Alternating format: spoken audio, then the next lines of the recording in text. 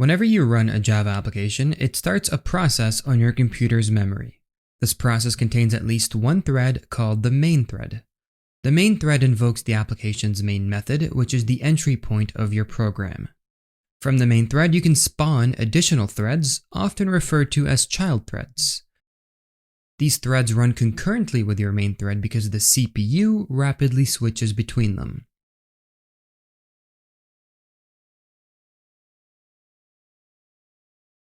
We can see all of this in action, so inside of your video description, I left you a link to my GitHub repository.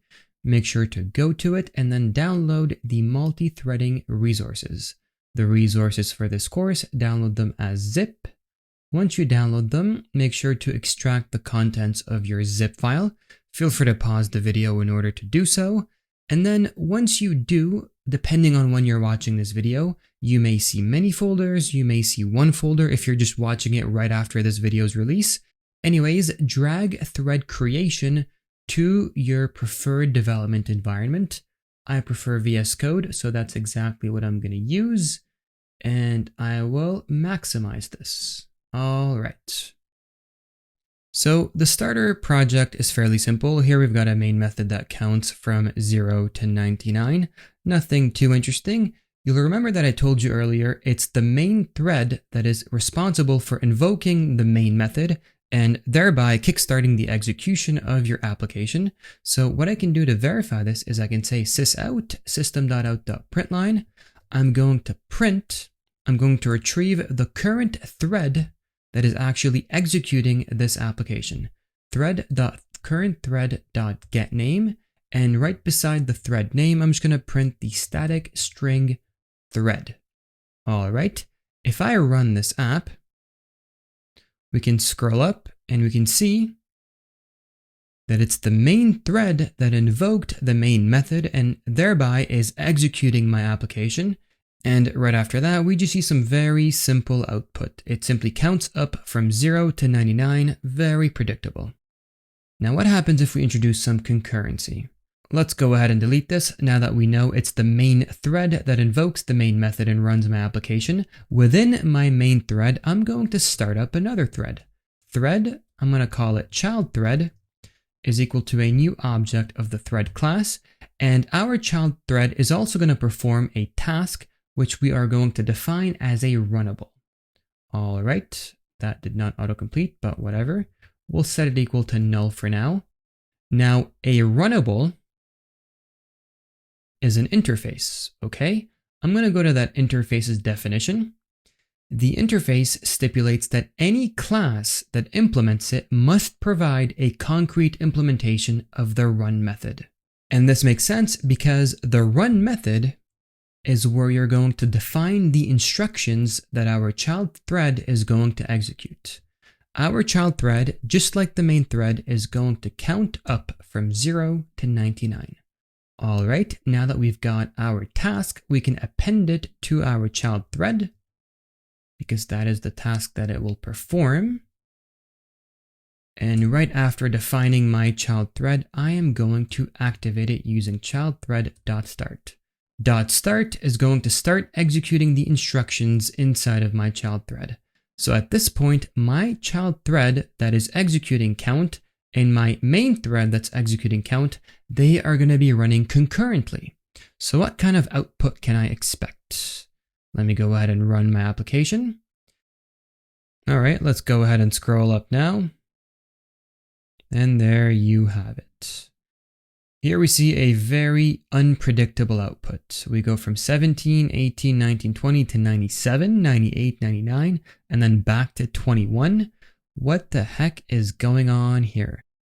Well, this makes sense if you consider the nature of concurrent execution. The CPU is making progress on more than one task at a time. As the main thread starts counting, it gets interrupted.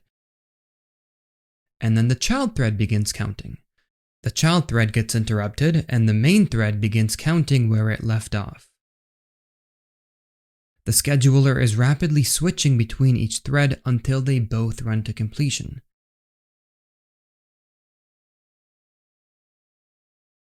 It follows that the result is going to be completely distorted. unpredictability is a fundamental aspect of concurrency because nobody can predict the sequence in which the CPU is going to execute each thread. It's pretty much random. And before we delve more into the subject, I want to show you some Java voodoo.